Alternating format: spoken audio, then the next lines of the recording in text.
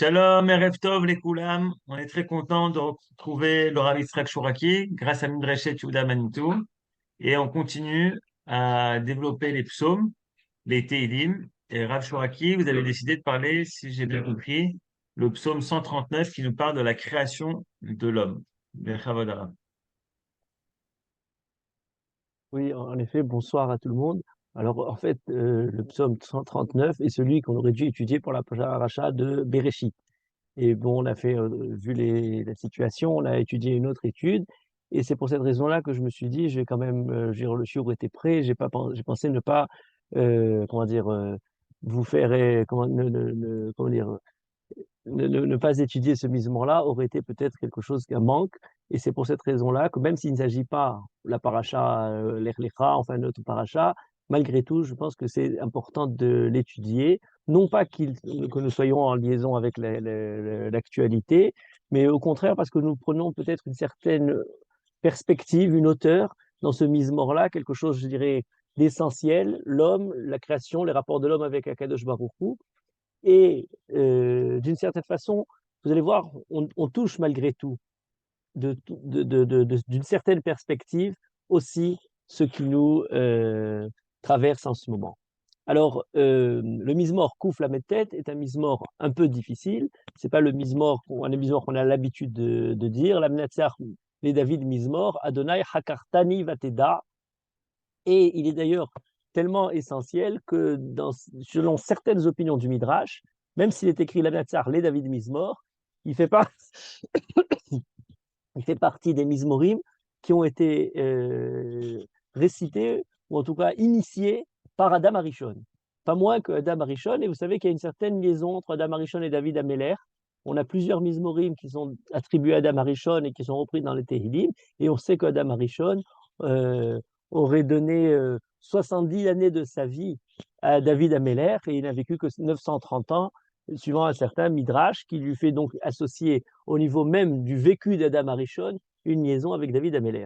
En ce qui nous concerne, certains passages du Mizmor sont repris de manière directe dans le Midrash. Par exemple, le pasouk Yud Aleph, qui nous dit Va Omar Achosher Yeshufeni Velaila Or Ba'adeni.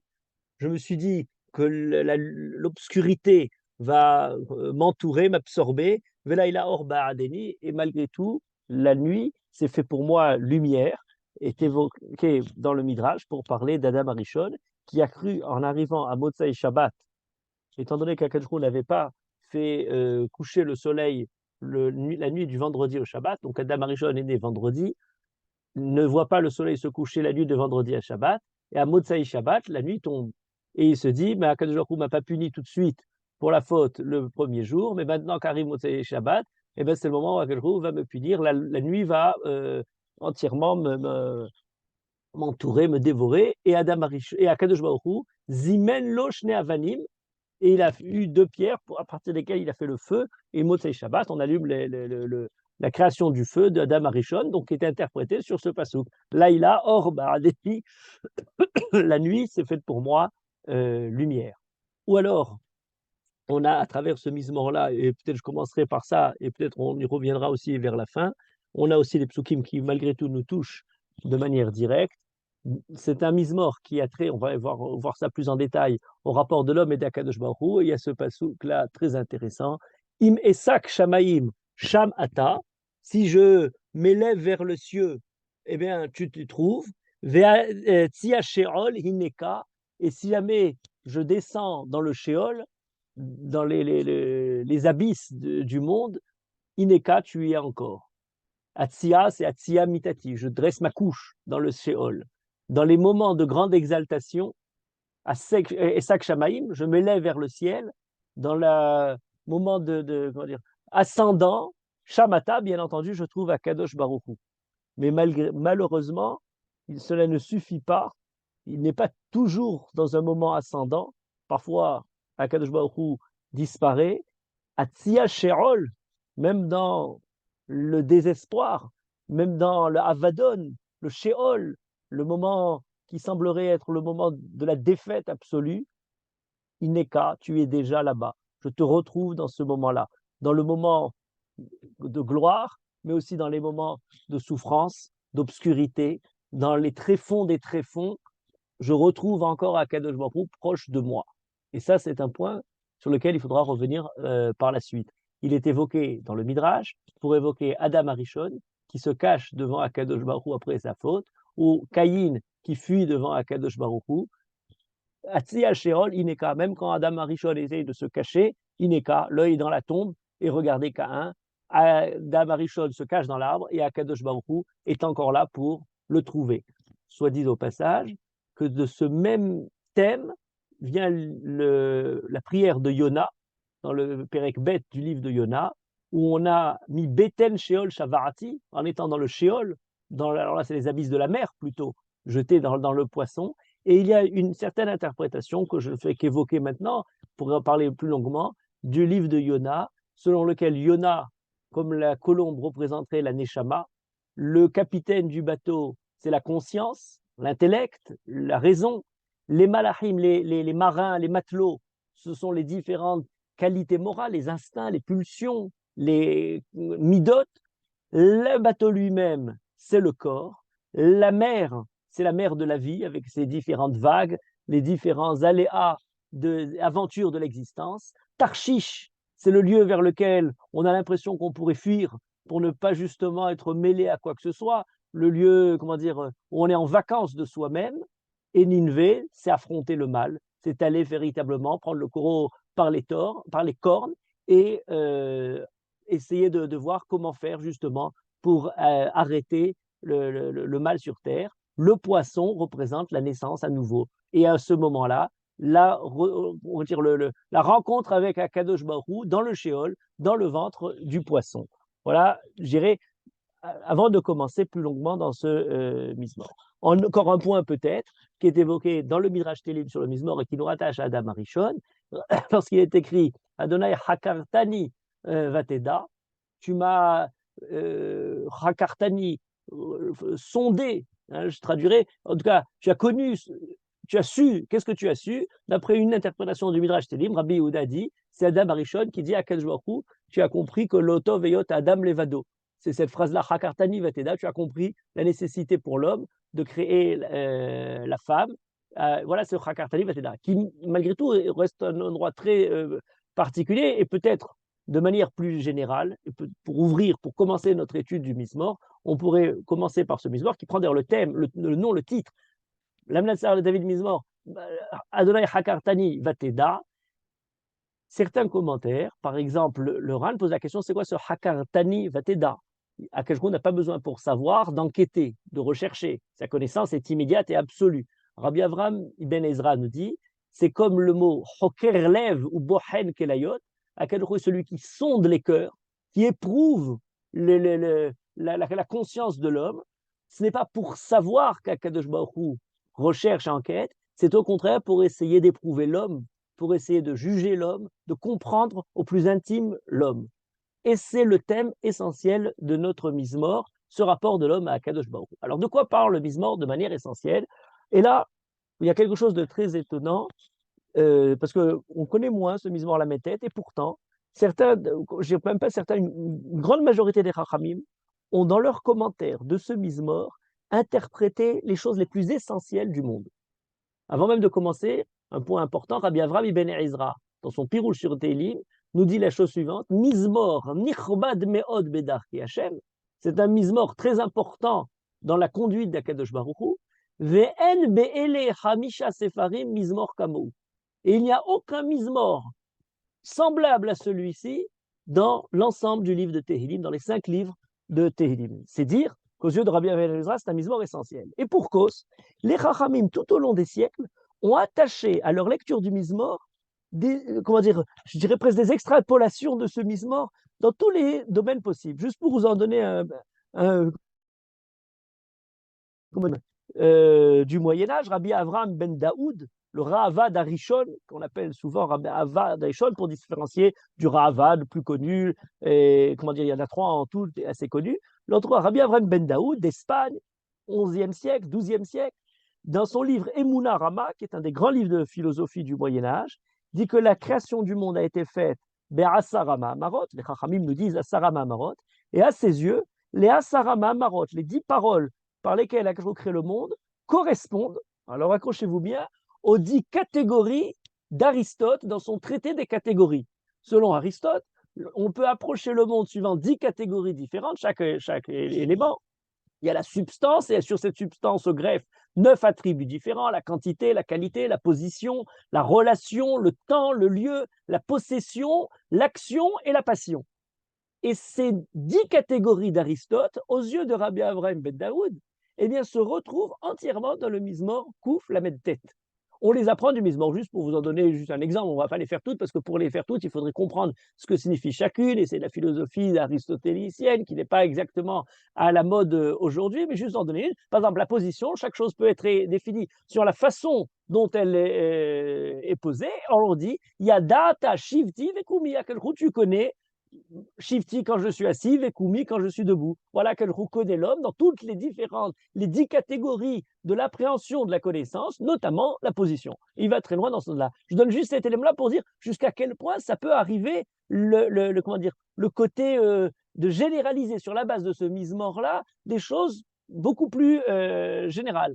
Un exemple, Rabbi Yehuda Halevi, lui aussi, dans le livre du Kuzari, lorsqu'il définit la conduite du Hassid, l'homme pieux, l'homme qui justement passe son temps à être en relation avec Akadosh Baruch Hu, il dit le Hassid, c'est celui qui, à l'instar de David Ameller dans le Mizmor Kouf Lamed Tet, il prend le Mizmor Kouf Lamed Tet comme exemple, et celui qui réfléchit et qui pense, comment dire, médite sur la sagesse d'Akadosh Baruch Hu, Venifleotav Bevriat Adam, sur les différentes merveilles du monde créé, et le Mizmor est pour lui la réflexion de la part de David Ameller sur la connaissance absolue d'Akadosh Baruch Hu. Par exemple, Tesukeni bevetenimi, tu me vois même quand je suis dans le ventre de ma mère. Akadosh Baruch Hu a une conscience qui arrive à voir tout l'ensemble des choses, même ceux qui pour nous semblent être les plus cachés, même ceux qui précèdent même notre propre conscience. Aux yeux de Rabbi Yehuda Halevi, ce n'est pas les catégories d'Aristote, c'est la connaissance absolue d'Akadosh Baruch Hu. Cette direction d'ailleurs est assez répandue parce qu'on a beaucoup de Chachamim qui vont dans cet ordre d'interprétation. Par exemple, l'un des derniers grands Chachamim, les plus grands philosophes du judaïsme espagnol, Rabbi Hisdai Crescas, 15e siècle, au début du 15e siècle, fin du 14e, et qui écrit dans son livre Or Hashem, consacre plus d'un chapitre sur notre Mizmor, encore une fois, le Mizmor 139, qui évoque pour lui le détail de la connaissance d'Akadosh Baruch Hu dans les détails de la création, qui d'une part est une connaissance infinie, il connaît les choses avant même qu'elles ne soient venues au monde, et dont la connaissance ne change pas ce qui est possible en quelque chose d'absolu, en quelque chose de forcé. Ce n'est pas quelque chose qui va transformer le Efchar en Mouchar. C'est quelque chose qui garde malgré tout encore le potentiel des choses. Il y a un long débat de Rabbi Chisai Kreskas, comment Akadosh Baruch Hu, Akol Tzafoui, Vareshut Netuna, sa connaissance-là n'en entraîne pas nécessairement la perte du libre arbitre. Son élève de Rabbi Chisai Kreskas, Rabbi Yosef Albo, Sefer Haïkarim, peut-être le livre qui résume le dernier livre de la philosophie espagnole. Rabbi Yosef Albo, c'est facile à retenir sa date, il est mort en 1444, 1444. En tout cas, dans son livre Sefer Haïkarim, consacre aussi à notre Mizmor-là de long développement pour expliquer que la connaissance d'Akadosh Baruch Hu, alors issu la voix du Rabbi Hisdai Kreska, de son maître, c'est la connaissance d'Akadosh Baruch Hu, qui ne dépend pas du temps, qui n'est pas liée avec le passé, présent et futur, qui est au-delà du temps, qui n'est pas comme notre connaissance. Il sait les choses avant qu'elles deviennent, il sait de manière générale, même quand j'étais Golmi Rao Enecha, le pasouk Tetzaïn nous dit Golmi Rao Enecha, tu m'as connu, tu m'as vu avant, quand je n'étais encore qu'une masse informe, avant même que l'homme soit même créé, Akadosh Baruch Hu est présent. Et peut-être celui qui l'a dit de manière le plus, j'allais dire exhaustive dans ce sujet, je disais tout à l'heure Rabbi Avraham et Ben Ezra, alors là c'est bien avant, et pourtant c'est celui qui développe ça très longuement, et pas que dans ce livre-là. Vous allez voir, c'est très intéressant. Il nous dit donc que c'est l'un des Mizmorim les plus importants du livre de Tehillim. C'est un des Mizmorim qui n'a pas un second à celui-ci dans l'ensemble du livre, puisqu'il nous explique comment aller, en général, quand on dit la lechet bidrachav, suivre les voies d'Akadosh Baruch Hu, eh bien c'est dans le fait d'accomplir, de se conduire à la façon d'Akadosh Baruch Hu.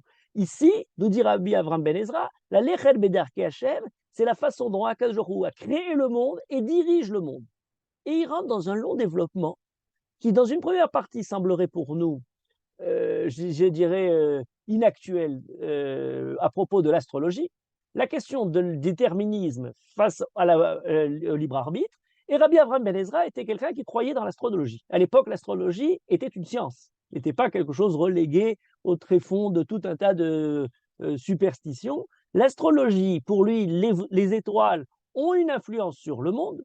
C'est une partie, disons, de l'ensemble de la connaissance scientifique. D'ailleurs, Rabbi Avraham Ben Ezra a traduit en hébreu, a non seulement écrit des livres dans ce domaine-là, a traduit en hébreu des livres. Alors, je vous dis, à l'époque, l'astrologie, l'astronomie, tout ça, c'était encore pas séparé, pas différencié. Par exemple, un des grands astrologues juifs de Perse, Masha'Allah ibn Tabari, qui était à Bagdad, un des fondateurs de Bagdad, au début du 9e siècle, fin du 8e siècle, mais il est d'ailleurs tellement connu qu'il a, que le monde scientifique, en reconnaissance à lui, lui a donné un cratère sur la Lune qui appelait à son nom le cratère Messala, c'est Mashallah ibn Tabari, qui était perse, qui a décidé, en suivant l'influence des astres, le bon jour, le bon moment pour fonder la fondation de la ville de Bagdad.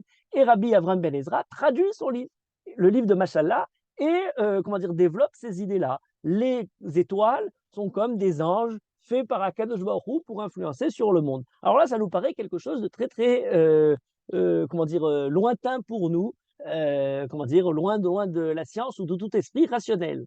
Et pourtant, Rabbi Avraham Ben Ezra, sur cette base-là, qu'on pourrait qualifier d'une autre manière de voir que celle de la science, présente des psukim qui sont à la fois dans une vision déterministe par les étoiles, mais en même temps qui garde et conserve à l'homme le libre arbitre. Et il a dans notre pasouk une des phrases extrêmement importantes qui va avoir une longue histoire dans l'histoire juive. Il y a le pasouk Zayin qui nous dit la chose suivante: Ana elech meruchecha ve ana mipanecha evrach. Ana elech meruchecha. David Ameler s'adresse à Kadosh Baruch Hu. Où pourrais-je aller loin de ta face, de ton souffle? Ve ana mipanecha evrach. Et où pourrais-je fuir de devant toi? Ce qui s'interprète de deux façons différentes. La première, il n'y a pas de lieu, les Tatars panou-luminés diront plus tard, il n'y a pas de lieu libre, absent de la présence d'Akadosh Baruch Hu. Deuxième interprétation, c'est toi, Akadosh Baruch Hu, qui par ton souffle, dirige mes actions. Il n'y a pas moyen de s'éloigner, d'éviter de faire l'économie de ta direction, de ta manière de diriger le monde. Akadosh Baruch Hu domine l'homme, dirige l'homme, lui donne l'inspiration de ses pensées, c'est ce qu'il va faire, et il n'y a donc pas refuge de justement devant cette action d'Akadosh Baruch Hu. Moi, je dis que c'est une phrase très intéressante parce que cette phrase-là nous définit malgré tout quelque chose. Rabbi Avraham Ben Ezra continue et dit oui, c'est vrai, ce pasouk-là, mais il y a quand même une possibilité par la Neshama qui donne à l'homme la possibilité de créer une relation avec Akadosh Baruch Hu plus haute que celle de l'influence des astres et des étoiles, et de sortir de la causalité terrestre ou de l'univers pour arriver vers quelque chose qui nous éloigne du déterminisme et nous donne la liberté. Et cette phrase-là a une longue, longue histoire. Je vous en donne quelques repères parce qu'elles sont très intéressantes. Il n'y a quasiment pas un des grands maîtres de la poésie juive du Moyen-Âge et ensuite qui n'ont pas repris cette expression de David Ameler. Rabbi Avraham Ben Ezra, dans plusieurs passages, dit la chose suivante, dans plusieurs poèmes, par exemple, An meruchacha eler veshamata le'umati. Ou de devant ton souffle aller, et quand je t'ai fui, shamata le'umati, tu te trouves devant moi, vis-à-vis de moi. Je te fuis, mais tu es encore devant moi. Rabbi Shlomo Ibn Gvirol, dans le fameux Keter Malchut, qu'on lit tous les ans, le jour de Kippour, reprend le Mizmor Kouf Lametet, ce même pasouk Zayin, et dit la phrase suivante, une des sommets de la poésie juive. Im tikteleni lecha ayachel. Si tu me tues, je continue malgré tout à garder l'espoir en toi. Veim tevakesh la avoni. Et si tu cherches ma faute pour me punir, evrach mimecha elecha. Je fuirai de devant toi en allant vers toi. ve'et kasseh mechamatra betzilecha. Et je me recouvrirai de ta colère sous ton ombre, ta protection. Ce paradoxe incroyable, qui est repris par Rabbi Shlomo Ben Gvirol dans son fameux Shachar Avakeshra, qu'on lit tous les matins dans on dire au début des Bakashot, est basé sur le Mizmor, l'idée selon laquelle Akadosh Baruch Hu est tellement présent que pour l'homme, que même lorsque l'on s'en éloigne, eh bien, on s'éloigne pour courir presque dans ses bras. Rabbi Avraham Ben Ezra le dit sous encore une autre forme, Esba be'et erav le'alelecha. Lorsque je suis affamé de te louer, cette faim est déjà pour moi, Esba, le fait d'avoir rassasié cette faim. Hervé beyom la'avod lecha etzma. Le jour où pour te servir, je serai assoiffé, eh bien cette soif-là est déjà pour moi, étanche ma soif. Le fait même d'être dans cette recherche d'Akadosh Baruch Hu, et il continue dans cette série de paradoxes dans ce poème, Betar anieshkon bepardati mimar, lorsque j'ai peur de devant toi, je réside dans cette peur-là, Betar anieshkon, je réside malgré tout dans la confiance. La peur de devant Akadosh Baruch Hu est déjà une confiance. Ve'elbash kameril ema. Et ta crainte est pour moi comme un manteau qui me recouvre, qui me protège. Voilà toute une série de paradoxes, de la même manière que la fuite de devant toi me rapproche d'Akadosh Baruch Hu, de la même manière, la soif de rapprocher d'Akadosh Baruch Hu est déjà rassasiée par la démarche qui justement demande à être Akadosh Baruch Hu. De la même manière, la peur de devant Akadosh Baruch Hu est déjà une sérénité pour moi.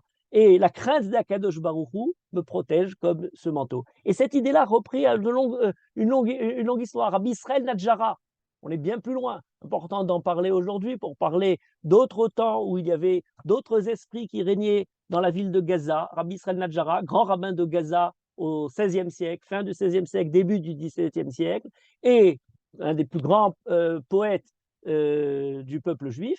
Ana elecha, ana elech meruchacha, ve'ana mipanecha evrach.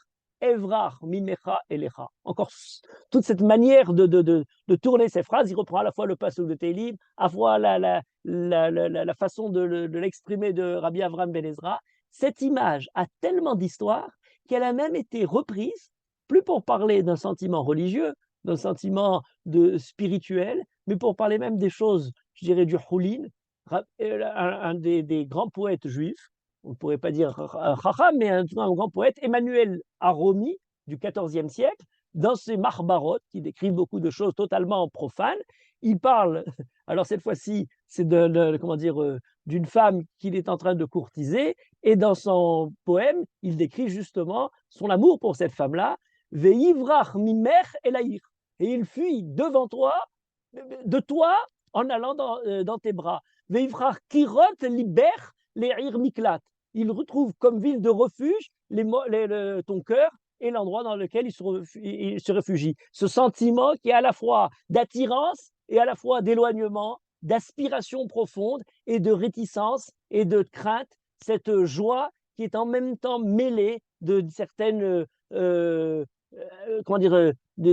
certaine crainte, qui est peut-être d'une certaine manière à la fois valable dans ce sentiment amoureux, mais aussi profondément représentant le rapport de l'homme vis-à-vis d'Akadosh Baruch Hu. Très important peut-être de rajouter un mot avant de rentrer plus loin dans le Mizmor, c'est que cette idée-là, que j'attache à deux éléments, un, Emmanuel Aromi, dans le côté amoureux, le Mizmor, le Télim et tous nos Chachamim, dans la relation de l'homme avec Akadosh Baruch Hu, ont quelque chose d'excessivement moderne, dans un point important, l'une des questions majeures qui se pose, et alors on l'a vu à différents, on pourrait décliner, on pourrait raconter l'histoire de cette question, comment percer le secret de l'individu? Qui peut me comprendre vraiment? La période romantique était une des grandes périodes, personne ne me comprend vraiment. Je suis tellement unique et particulier, comment trouver dans l'exacerbation de l'expression de l'individu du particulier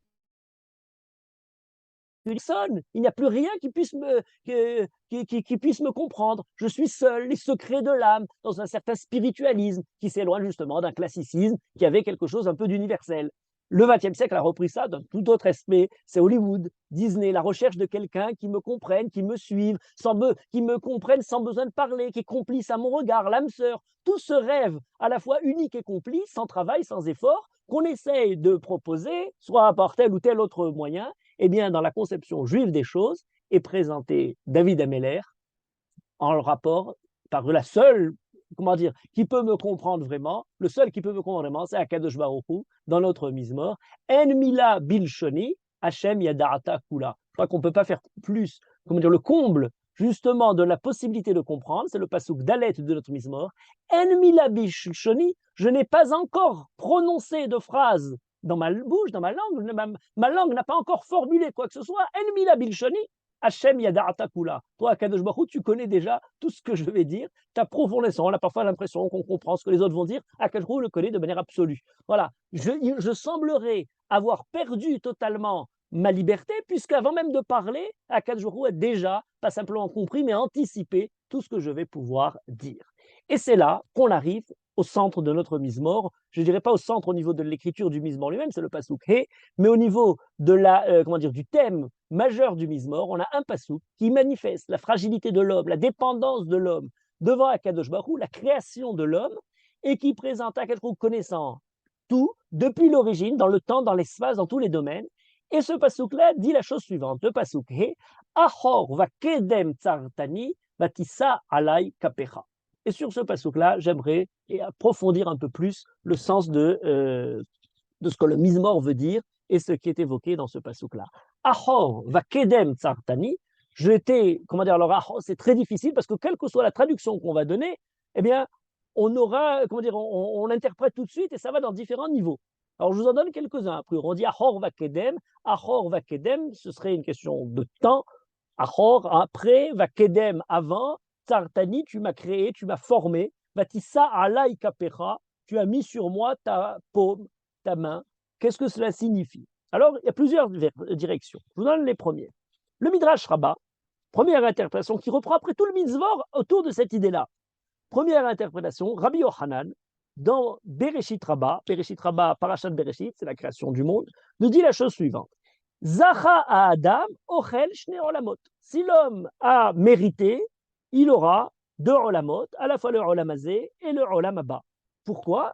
Comme il est écrit, Achor va kedem tsartani. Achor serait ce qui vient ensuite, après, c'est le olam haba. Va kedem est ce qui vient avant, ce qui précède, c'est le olam hazé. Donc, zacha Adam, nohel shne olamot. Veim lo zacha Adam, vatachet alai kapecha. Vatachet alai kapecha, tu poses sur moi ta main. C'est quoi cette idée de vatachet alai kapecha? Eh bien, c'est le fait d'avoir la main qui est proche pour punir l'homme de façon, comment dire, punitive. Zacha, il a le olam hazé, le olam haba. Lo zacha, vatachet alai kapecha, il y a la punition. Rabbi Yochanan ramène à travers ce pasuk-là le sachar et le onesh. Très intéressant.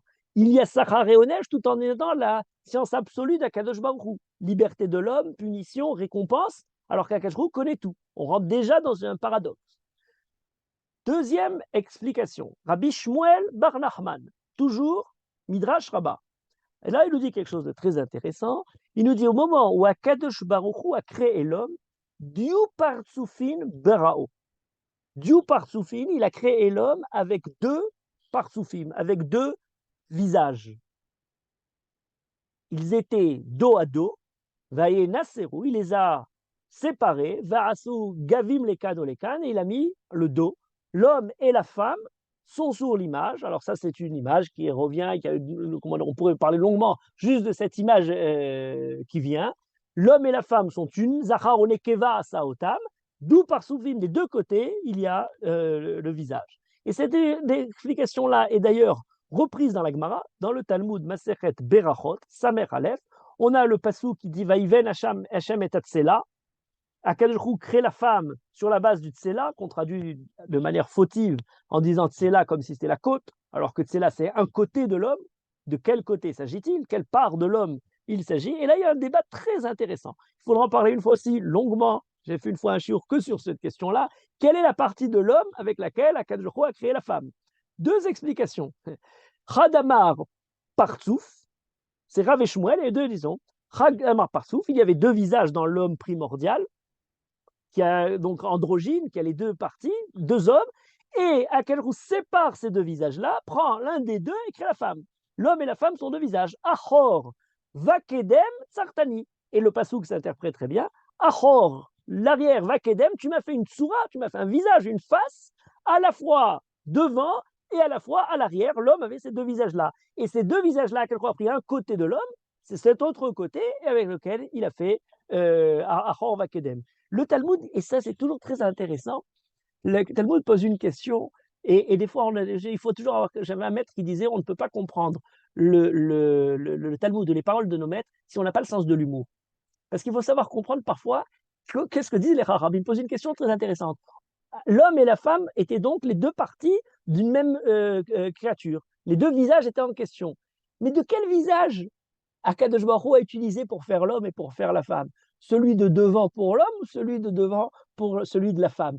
Et Sagé Berecha, qui était celui qui avançait le premier? Celui de l'homme ou celui de la femme? Grande question. Et le Talmud a tout un tas de développements pour répondre à cette question-là. Je la prends juste sur la pointe de l'humour. J'allais dire, tous les débats ultérieurs, féministes ou autres, sont déjà contenus dans cette question-là. De quel était de ces deux parties, Achor, Vakedem, Tsartani, celui qui avançait le premier?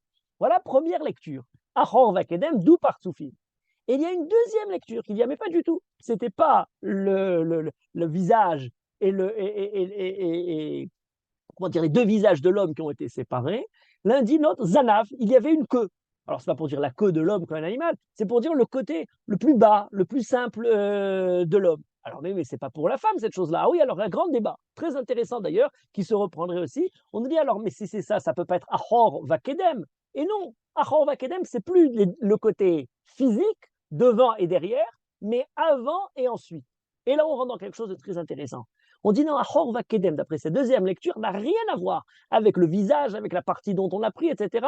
On s'est égaré sur une fausse piste.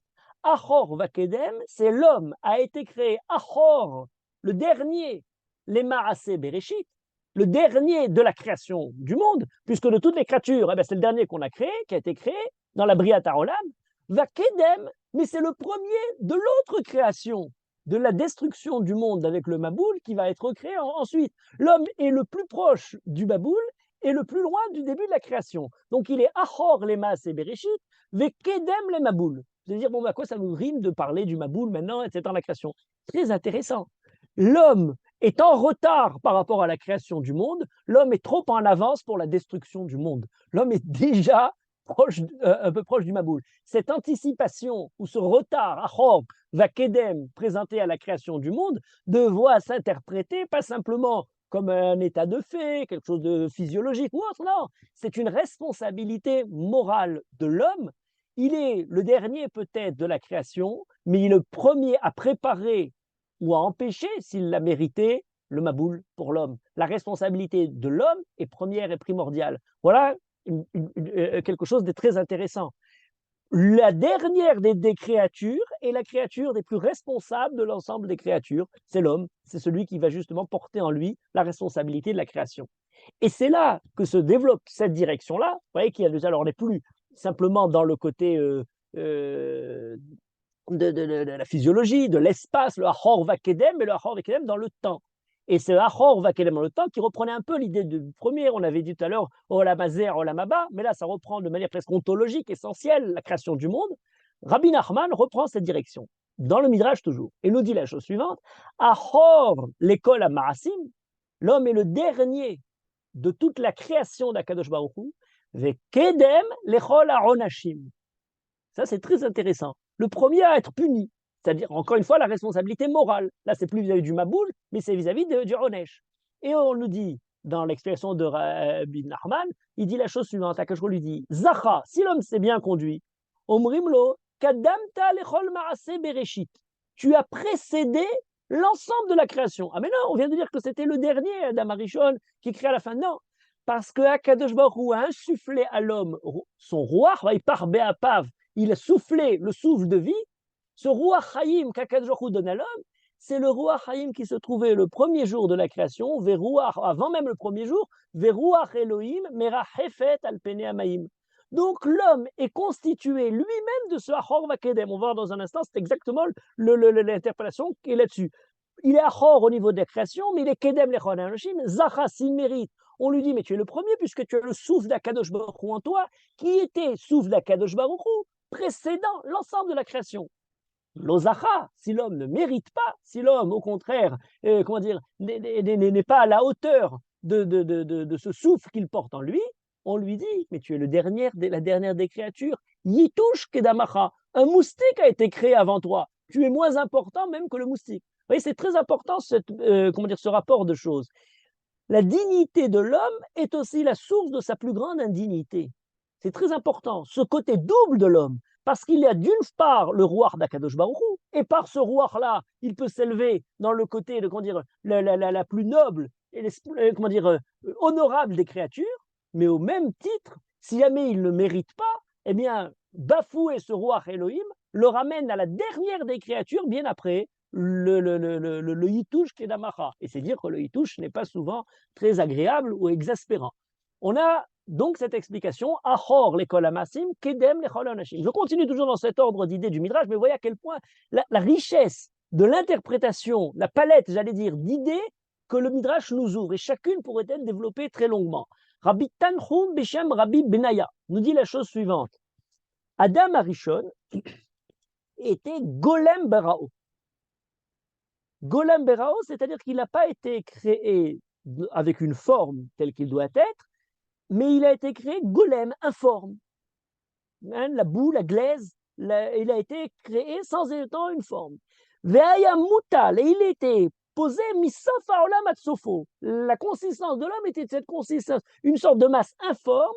Achor va kedem. Pour expliquer, il était au départ kedem, comme un golem, quelque chose golem qui n'a pas de forme.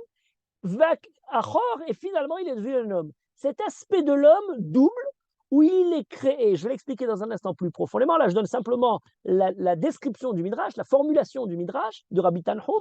Il dit la chose suivante, l'homme a été créé golem, et il est ensuite simplement devenu un homme. Et ce Achor Vakedem manifeste deux temps dans la création du monde, de l'homme. Et c'est très important, retenez cette idée parce qu'elle est majeure pour comprendre le fond de la réflexion du Midrash. Autre position, Rabbi Elazar, qui dit la chose suivante, Achor lemaase yom arishon vekedem lemaase yom acharon. À Kadosh Baruch Hu, il est écrit pour les animaux, Totsei haaretz nefesh chaya. Et on nous dit Nefesh Chaya, c'est déjà le roi d'Adam Arishon. Il a créé le roi et ensuite il a créé son gouffre.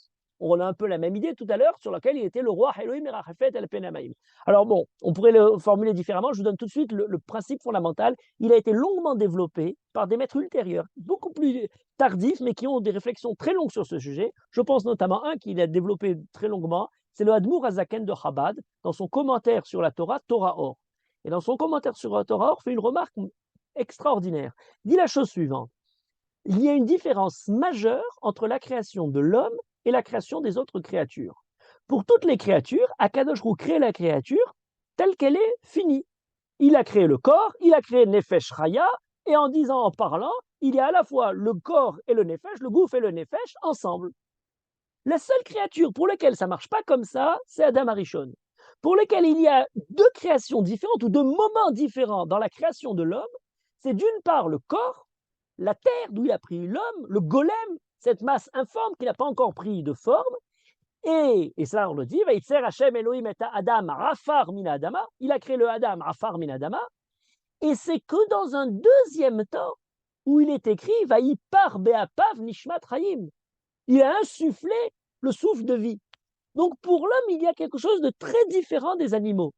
C'est qu'au lieu d'être créés ensemble, le corps, l'esprit, la forme, l'âme de vie, la force vitale, il est créé d'abord de manière, je dirais même informe, même presque inférieure même à l'animal. Presque, il a la qualité rafard, la glèbe, boueuse de l'homme, de même l'élément, et c'est que ensuite apparaît le côté supérieur de l'homme, l'âme, la neshama, nefesh chaim, etc., le côté plus élevé de l'homme. Et cette remarque-là est la remarque qui dit Ahor vakedem tsartani. Notre pasouk là pointe un élément majeur de la création de l'homme. L'homme, de la nature de l'homme, il est à la fois le dernier et à la fois le premier, mais plus simplement par le côté du temps, le roi qui précède le corps, Nefesh Chaim, comme on l'a dit tout à l'heure, le golem avant de recevoir la Neshama, mais au niveau fondamental. Il est d'une part, Achor, le dernier, au niveau de la valeur de la création, c'est l'homme qui n'est simplement un morceau de boue informe, va Kedem, mais c'est aussi celui qui est le premier de la création. Ce double aspect est très important. Pourquoi? Eh bien parce que, à travers cette remarque-là, il faudrait reprendre tout l'ensemble de notre réflexion sur l'ensemble de la création et des animaux. On sépare de manière classique domem, tsoméa, chai ou medaber, le minéral, le végétal, l'animal et l'homme qui est au-dessus, celui qui a la parole. Où passe la limite entre chacun de ces différents niveaux de la création? Ce n'est pas du tout quelque chose d'aussi simple ou évident ou intuitif comme on pourrait l'imaginer. Jusqu'à aujourd'hui, dans les recherches les plus avancées, eh bien, la question est encore très, délicate, complexe.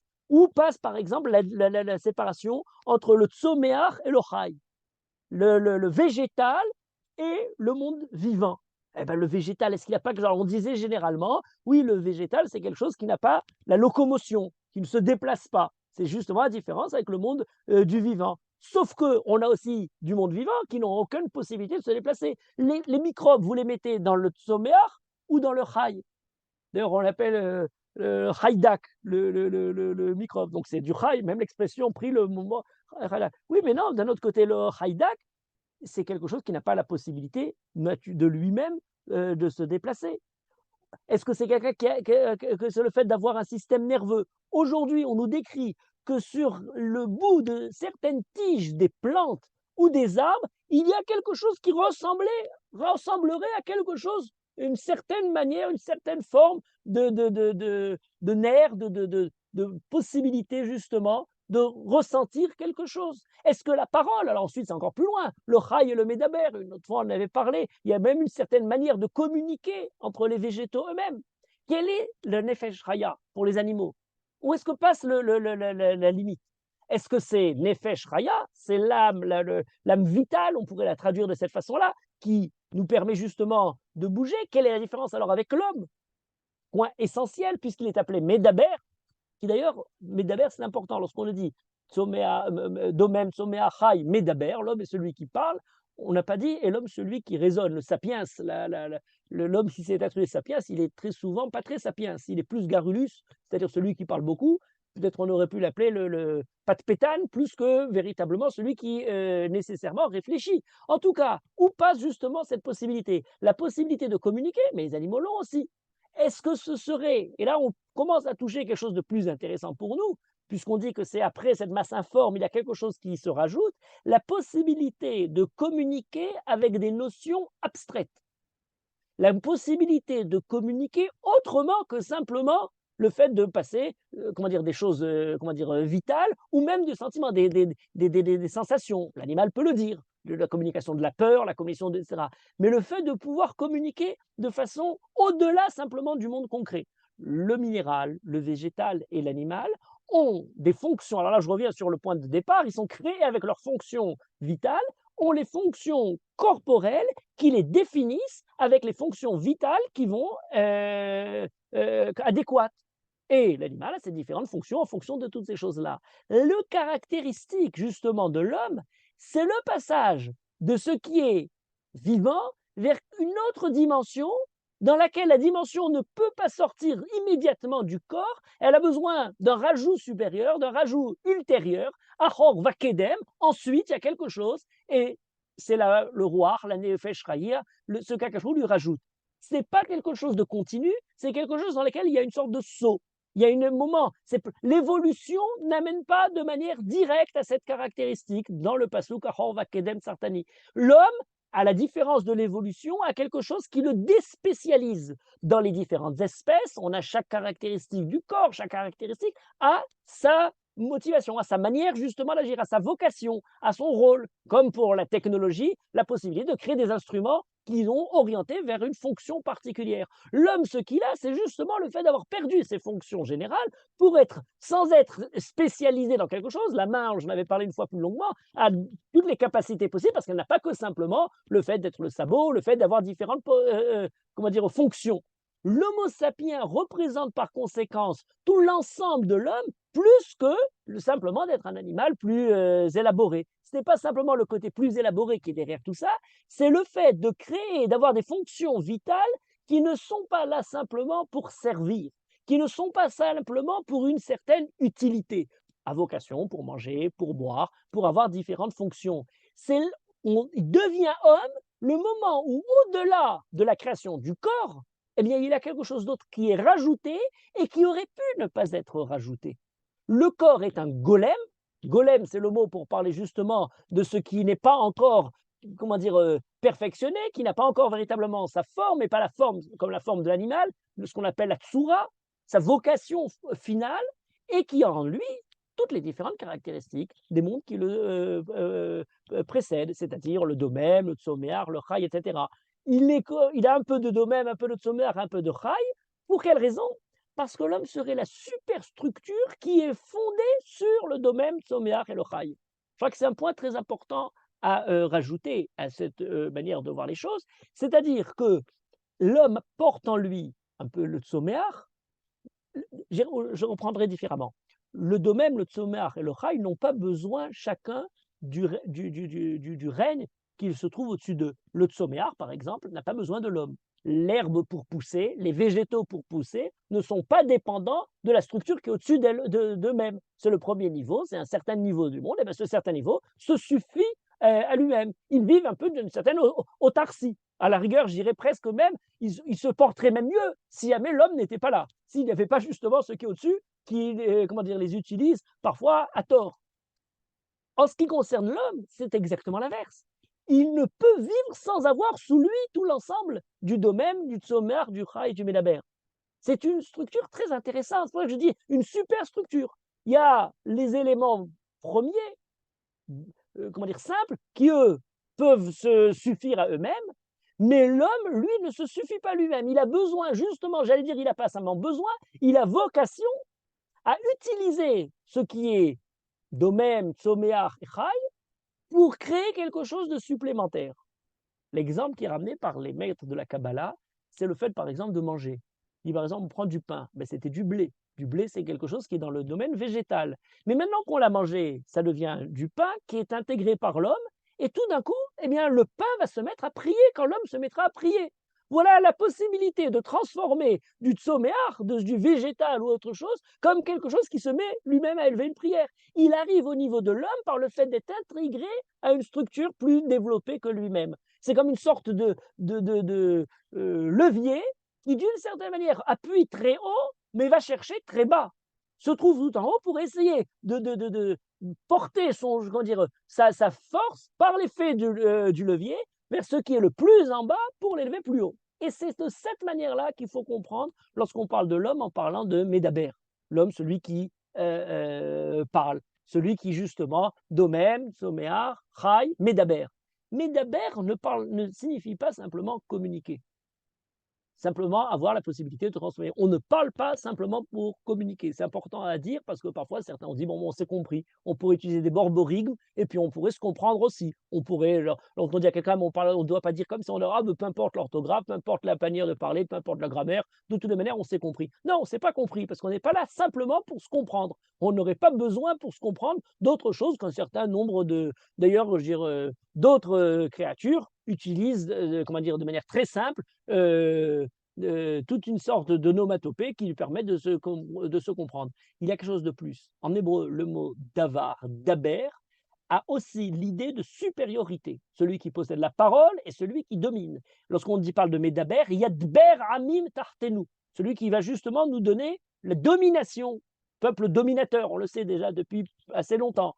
Celui qui est dirigé, celui qui ordonne, celui qui est justement au-dessus, C'est le mot davar. Peut-être c'est même l'origine même du mot davar. Celui qui va permettre de déplacer, de mettre en mouvement et de diriger. Vous avez le mot davar, qui est pour la parole comme pour l'objet qu'on peut déplacer, comme la parole qui passe, mais vous avez le mot midbar, qui n'est pas simplement le lieu de la désolation, mais le lieu de la transhumance, de là où on passe, le lieu de passage où on va amener les moutons et on se déplace en fonction des moutons. Vous avez Dovra, qui est le radeau avec lequel on peut passer justement comment dire, le fleuve. Et vous remarquerez d'ailleurs que ce n'est pas seulement pour cette racine-là, mais pour les autres racines, pour la parole. Par exemple, le mot lehagid, raconter, a donné le mot nagid. Nagid, c'est simplement celui qui domine. Il domine parce qu'il a la parole. Le mot émir lui-même, qui est repris aussi dans la Torah, Shem Emarta Emircha, l'émir, c'est celui qui a la amira, la parole, la possibilité de parler, celui qui dirige, celui qui par la parole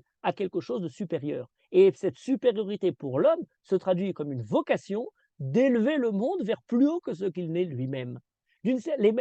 Certaines images de nos maîtres est de représenter les mots, la parole, la phrase, comme la possibilité de créer des symboles, mais pas simplement des symboles, on dit c'est le cheval de l'âme. L'âme peut galoper avec les différents mots, les idées qui sont développées sur le langage qui est utilisé. Le cheval lui-même ne va pas tout seul, comment dire, n'est pas dirigé. Mais lorsqu'il est, comment dire, Yadber, il est dominé et l'homme l'utilise justement pour son déplacement, il peut aller très loin. Voilà les symboles de la parole, des mots qui sont utilisés. Est-ce que l'enfant, qui a beaucoup d'émotions, mais qui n'a pas encore de mots, a le même degré d'émotion que celui qu'on peut une fois que la parole, que le langage apparaît? C'est une question très intéressante. Bien entendu qu'il ressent beaucoup, il ressent énormément, certains diront de manière déterminante pour l'ensemble de sa vie, mais il n'a pas les mots pour formuler ses émotions.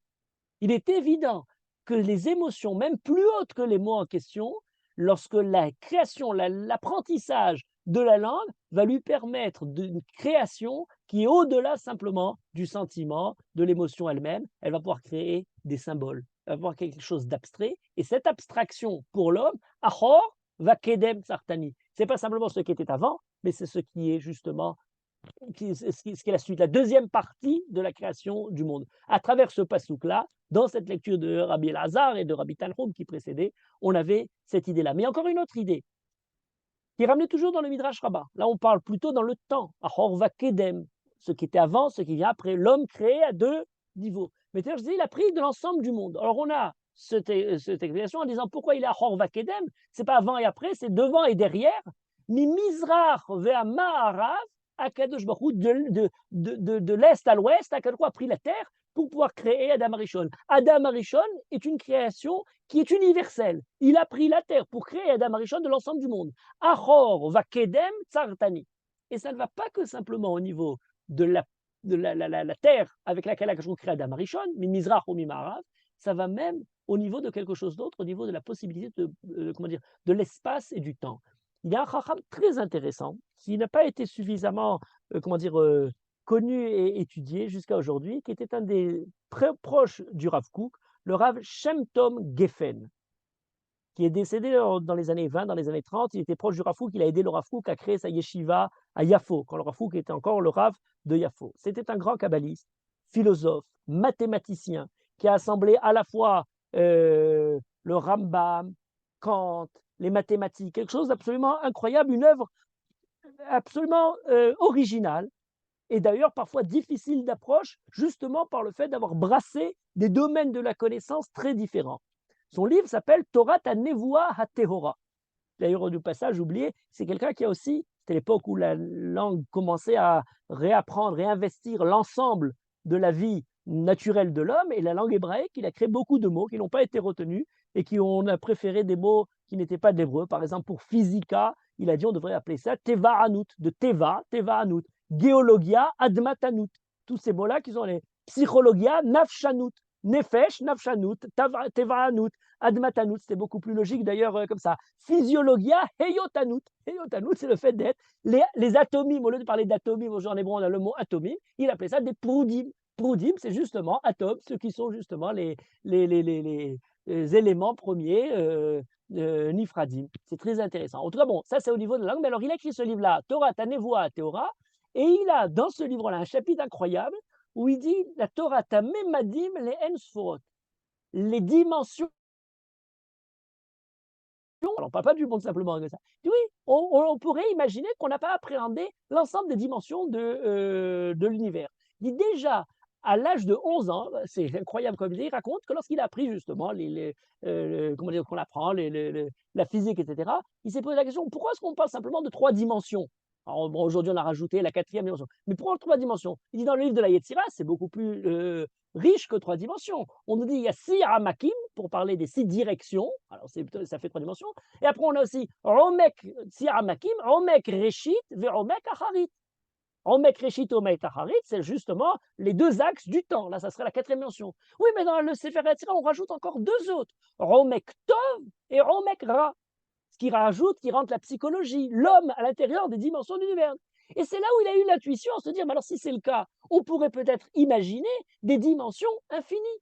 Et là, sa grande intuition, qui encore une fois n'est que dans la chose très intéressante, il dit la chose suivante.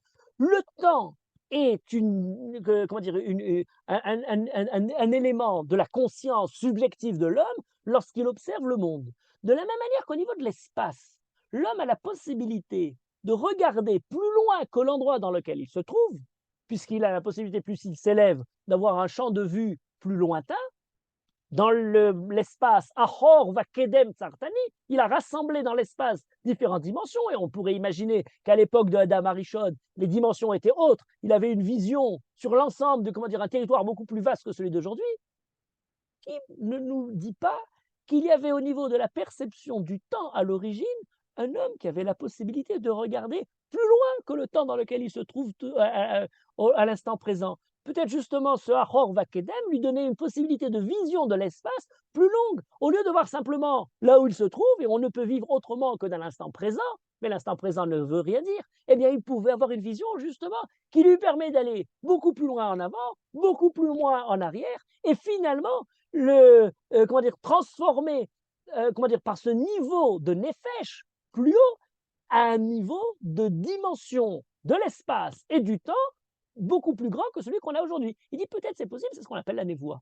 Eh bien oui, c'est quoi la névoie? Ce sont des individus qui sont arrivés à un degré de Romek Tov, Romek Ra, des différentes dimensions de l'âme de l'homme qui lui permettent d'avoir une plus grande comment dire, champ de vue dans le temps au niveau de la perception du monde, plus proche d'Akadosh Baruch Hu, puisqu'on imagine bien entendu qu'aux yeux d'Akadosh Baruch Hu, toutes ces dimensions-là sont des dimensions dans les mondes plus bas, alors que lorsqu'on arrive à Akadosh Baruch Hu, on arrive à quelque chose de beaucoup plus élevé. Et c'est là qu'on arrive, je dirais, au dernier peut-être des midrashim de ce midrash Rabbah dont on parle, qui va nous amener directement dans la notion temporelle. Rabbi Shimon ben Lakish. Rabbi Shimon ben Lakish nous dit la chose suivante. Ahor le maase yom acharon, ve kedem le maase yom rishon. Alors là, c'est le paradoxe absolu. Adam a été créé après la dernière action et a été créé kedem avant le maase, la première des actions. Alors il reprend l'idée de Ruach Elohim Merach Efet al Penamaim, il a précédé la création du monde puisqu'il est encore le Ruach Elohim. Mais en même temps, le Achor, Venacha Alav Ruach Hashem. Lorsqu'on parle du Mashiach, d'un temps ultime, et on dit c'est le roi Hachem. Donc le roi Hachem a précédé l'histoire du monde, la création, mais aussi continue après la création du monde. Et Adam Arishon, qui porte en lui le roi Hachem, eh bien, porte en lui en fait ce qui était avant et ce qui est après. On ne peut pas le savoir, le connaître, mais on a un peu de toutes ces choses-là. Et c'est très intéressant. Pourquoi? Parce que formulé sous cette forme-là, on a, comment dire, on éveille en nous un questionnement d'une actualité brûlante en ce qui concerne les questions que la physique se pose. Il y avait une phrase très intéressante de Sioran, alors dans le pessimisme absolu, il disait « L'intérêt que nous portons au temps émane du snobisme de l'irréparable ». L'idée qu'on ne puisse y rien réparer, c'est justement quelque chose de un snobisme, justement. Et c'est cette idée-là qui devrait nous mener, qui devrait tout le temps nous avoir en tête. Il y a comment dire, un livre intéressant de Étienne Klein qui s'appelle Tactique de Chronos, dans lequel il évoque une problématique très intéressante, celle de la flèche du temps. La flèche du temps, c'est d'ailleurs relativement quelque chose de récent qu'on a utilisé pour manifester justement le symbole de ce qui est impossible de modifier, l'irréversibilité des phénomènes physiques. Ça va dans un sens d'un côté à l'autre. On ne peut pas annuler les effets qui ont été produits. Les phénomènes physiques sont sous la forme de la flèche dans un sens vers l'autre, à la différence du cours du temps. Bien nuancer les deux, c'est pas la même chose. La flèche du temps, c'est les phénomènes qui ne peuvent pas revenir en arrière, qui ne peuvent pas être réversibles, la réversibilité des phénomènes. Le cours du temps, c'est que le temps passe simplement du passé vers l'avenir et on ne peut pas faire marche arrière. Lorsqu'on parle de la machine à remonter le temps, c'est remonter le cours du temps. Mais la question qui est plus intéressante que la machine à remonter le temps, c'est est-ce que les phénomènes du temps sont des phénomènes qui pourraient, théoriquement, être dans un sens et revenir dans l'autre sens. Je vous donne un exemple très simple parce que pour imaginer la chose. Vous prenez un film et vous regardez deux boules de billard qui se tamponnent l'une et l'autre. Deux boules qui se rencontrent et deux boules qui repartent après la collision de ces deux boules de billard. Vous filmez la chose et vous passez le film en sens inverse. Si vous passez le film en sens inverse, bien entendu, vous n'altérez pas l'action, vous voyez les deux boules qui se rencontrent et les deux boules qui s'éloignent, il est impossible de déterminer quel est le bon sens. La dynamique des deux forces qui se rencontrent, la collision et après la suite, est la même dans un sens que dans l'autre. Et même si on faisait l'équation en voyant les différentes forces, l'addition des forces, etc., et la répartition ensuite, eh bien c'est le même phénomène qui concerne les forces ensuite dans le sens inverse. On ne remonte pas le cours du temps, mais est-ce que les phénomènes peuvent-ils être réversibles? Remarquez la chose intéressante, prenez un autre film, vous prenez un film La vie courante, hein, vous prenez maintenant ce qu'on est en train de faire, vous passez ça à l'envers, ben là ça se voit tout de suite que vous n'avez pas c'est pas dans le bon sens. La vie de phénomène macro, vous ne pourrez rien comprendre si vous passez le film à l'envers. Vous voyez tout de suite que la personne marche à l'envers. Pourquoi, lorsqu'il s'agit de deux boules qui sont envoyées, on voit le phénomène qui pourrait être réversible et il ne peut pas être valable au niveau de. Alors c'est très simple, au niveau macroscopique ou au niveau microscopique. Au niveau macroscopique, il n'y a rien de réversible. Bien entendu, on voit tout de suite que ce n'est pas dans le bon sens. La flèche du temps est manifeste. Mais au niveau microscopique, lorsqu'on parle maintenant à l'échelle des molécules, des atomes, des rapports justement de force, tous les phénomènes sont théoriquement réversibles. Comment se fait-il que ce qui était réversible au niveau des atomes et des molécules, lorsqu'on parle à l'échelle macroscopique, devient irréversible? Voilà la question. Et c'est un domaine très intéressant parce qu'il y a beaucoup de recherches là-dessus. Alors, on a bien sûr la réponse classique. La réponse classique, c'est la réponse, c'est le deuxième principe de la thermodynamique, que jamais on peut retourner à la configuration initiale. Pourquoi? Parce qu'il y a l'entropie qui ne fait que grandir et on ne peut pas aller plus loin. L'eau tiède ne reviendra jamais froide et chaude. Vous mélangez de l'eau froide et de l'eau chaude, vous pouvez attendre le temps qu'il faut, vous n'avez aucune possibilité pour refaire de cette eau tiède de l'eau froide et de l'eau chaude. Pourquoi? Le transfert de chaleur va du chaud vers le froid et c'est un transfert irréversible. L'entropie ne peut qu'accroître et dans n'importe quel événement physique, on ne peut pas la ramener en arrière. Vous mettez un morceau de sucre dans le café, eh bien l'entropie sera supérieure au sucre et au café séparés, eh bien le morceau de sucre ne va faire que se dissoudre et on ne pourra jamais retrouver à la position initiale. Vous avez sorti le tube, le dentifrice du tube, vous ne pourrez pas re-rentrer le dentifrice à l'intérieur du tube. Le phénomène de l'histoire se déroule de manière physique, de manière absolument irréversible. Voilà l'idée, je dirais, la réponse classique à la chose. Sauf que, il y a une autre réponse qui est beaucoup plus intéressante que celle-là. C'est le théorème de récurrence de Poincaré.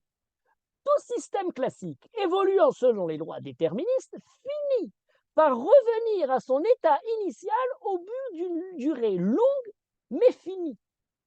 Et ça, c'est très très intéressant. Il y a effectivement possibilité, si vous prenez un gaz dilaté, eh bien, il reviendra finalement à son état initial. Ça prendra très longtemps. Si vous avez un pneu crevé, eh bien, si vous n'avez pas de pompe pour essayer de le remplir, eh bien, vous pouvez attendre toujours. Vous collez le trou, vous mettez la rustine et vous attendez un temps très long. C'est supérieur à l'âge de l'univers, donc quand même, il vaut mieux pas attendre comme ça. Mais en tout cas, le phénomène est réversible. L'irréversibilité est une illusion liée à notre échelle d'observation. Et ça, c'est quelque chose de fabuleux. C'est plus du tout l'entropie qui ne fait qu'accroître dans le monde. C'est qu'à l'échelle humaine, à l'échelle de l'âge de l'univers, des petites échelles sous la durée éternelle d'Akadosh Baruch Hu, bien entendu, il n'y a rien de réversible. On n'arrive pas à voir la réversibilité. Mais aux yeux, Ahor va Kedem, l'absolu d'Akadosh Baruch Hu, l'éternité d'Akadosh Baruch Hu, il y a effectivement une possibilité de revenir. Ça s'appelle en termes tout simples, Tehiyat Ametim. Ça s'appelle en termes qu'on a, le fait qu'Akadosh Baruch Hu, finalement, le monde va vers quelque chose et aboutit. Pas simplement pour revenir à l'état initial, mais pour essayer de réparer l'état initial pour arriver à quelque chose de supérieur. L'homme n'a pas la conscience, justement, infinie. Donc, c'est pour cette raison-là que les phénomènes se trouvent à notre échelle personnelle, sous ce côté réversible. Mais on a, j'allais dire, le remèze, l'allusion, le souvenir de la chose à l'échelle microscopique. Ah tiens, on voit que finalement, ça pourrait revenir en arrière. Et lorsqu'on arrive à l'échelle humaine, tout d'un coup, rien n'est plus réversible. On ne peut pas passer le film à l'envers. On voit tout de suite que ce n'est pas dans le bon sens. Mais si on le retrouve à l'échelle de la Kadosh Baruch Hu, qui est au-dessus du temps, eh bien, il n'y a aucun problème pour Akadosh Baruch Hu de voir en même temps, de brasser en même temps la finalité du monde et le départ et l'origine. Et c'est ce point-là qui nous amène au dernier midrash, avec lequel je terminerai tout ça, et qui nous rapproche, j'allais dire, malheureusement, comment dire, de la situation actuelle. Le dernier Chacham qui parle dans le Midrash, Rabbi Yehuda et Rabbi Simon, il dit la chose suivante. Ad she'adam mutal golem lifnei Hashem, dans cette période intermédiaire où Adam Arishon était encore golem, n'était pas encore avec le roi Hashem total. Akadosh Baruch Hu le fait passer, disons, à un état au-delà de simplement l'homme. Il est avec le roi Elohim absolu. Heralo, Akadosh Baruch Hu a montré à l'homme, dor vedorshav, dor veshovtav, dor vesofra, vechachamav, manigav. Il voit défiler devant lui toute l'histoire du monde, avec les différents chachamim, avec les différents sofrim, avec toutes les époques, les shoftim, etc. Et c'est sur ce pasouk-là, sur ce midrash-là, que le midrash ramène le pasouk de notre mise-mort, où il dit la chose suivante, Golmi rao enecha ve'al sifrecha kulam. C'est quoi comme ça? Ah, Golmi rao enecha. J'étais Golmi, et j'ai vu justement avec tes yeux, ve'al sifrecha kulam ikatevu. Et dans ton livre, tout ça a été écrit. On ne peut pas résumer un cours comme ça, c'est insupportable. Ouais. C'est insupportable, tu ne peux pas attraper ce qu'il a dit et on me trois idées. Ouais. Je termine tout de suite pour ceux qui perdent patience. Le Midrash est le suivant. Oui, Merde. Golmi ra'u anecha ve'al sifrecha kulam ikatevu. Les moments sifrecha kulam ikatevu, tout ce monde, toute l'histoire du monde a écrit, et je vois dans ton livre l'écriture de toutes ces générations. Vélo, et alors là c'est important, vélo echad bahem. Yamim yutsaru, les jours vont être créés, les jours vont arriver, vélo echad bahem, et il y a un meyuchad, il y a quelqu'un de particulier, bekol d'or. Et qui s'agit-il? Le Talmud dans Maseret Sanhedrin nous dit, lorsque Adam Arishon voit défiler devant lui toutes les générations, il arrive au Doro shel Rabbi Akiva. Il voit Rabbi Akiva. Samach betorato.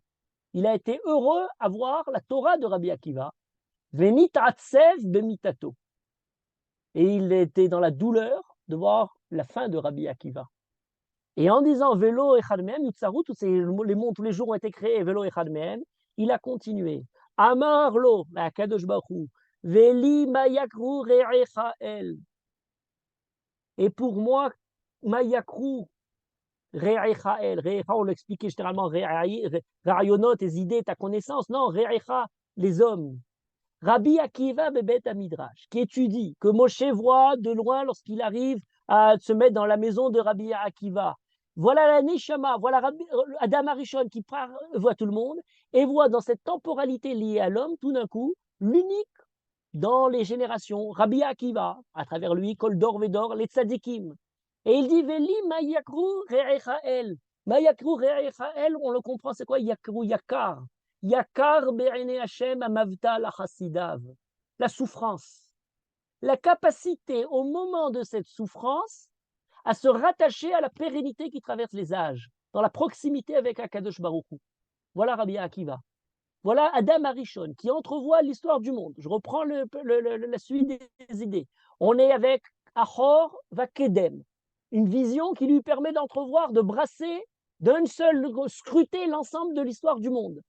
Émanent de cette histoire du monde différents piliers. Tzadikim, Chachamim, Dordor Vesofra, Dordor Vedorshav, tous ceux qui sont proches d'Akadosh Baruch Hu.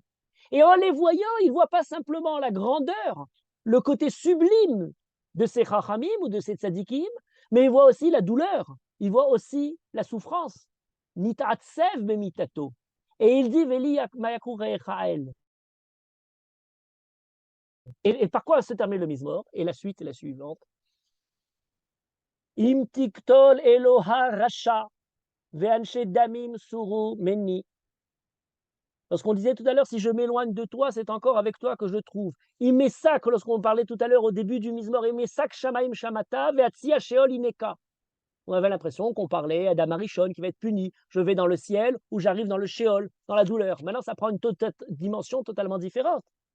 Il y a la souffrance de Rabbi Akiva, il y a chaque génération, c'est Tzadikim, et il y a Adam Arishon qui est en train, dans ce parcours général, en évoquant cette phrase à Kadosh Baruch Hu, Im tiktol Eloha Rasha, ve'anshe damim suru meni.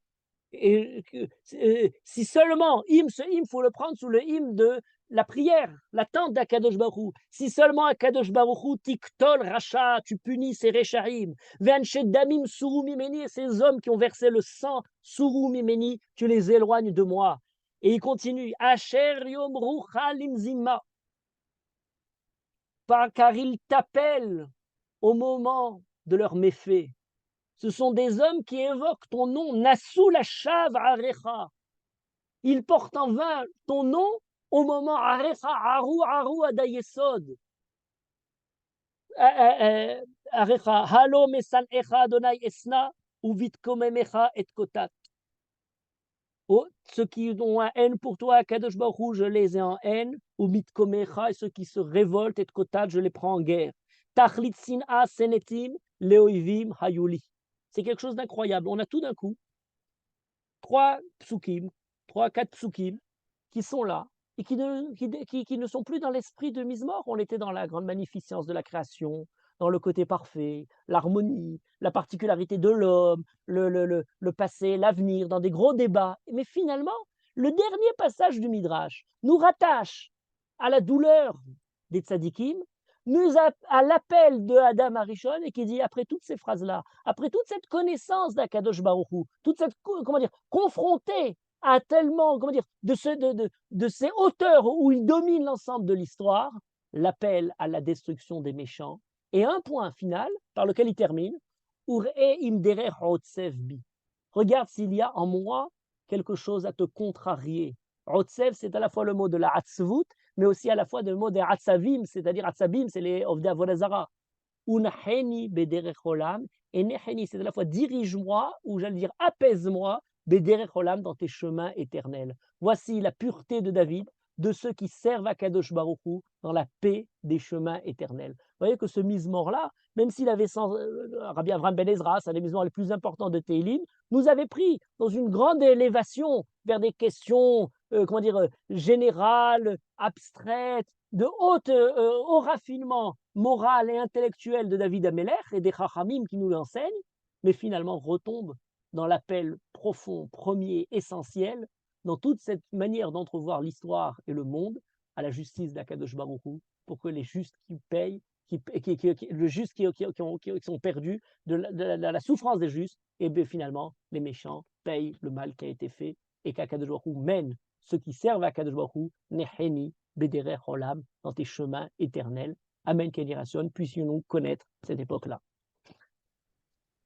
Magnifique. Magnifique. Vraiment. Vraiment. Extraordinaire. Magnifique. Question. D'abord digérer tout ça. Magnifique. Oui, absolument, absolument. Magnifique. Mal. תודה רבה, רק שרקי. Vraiment. Jacob Barou.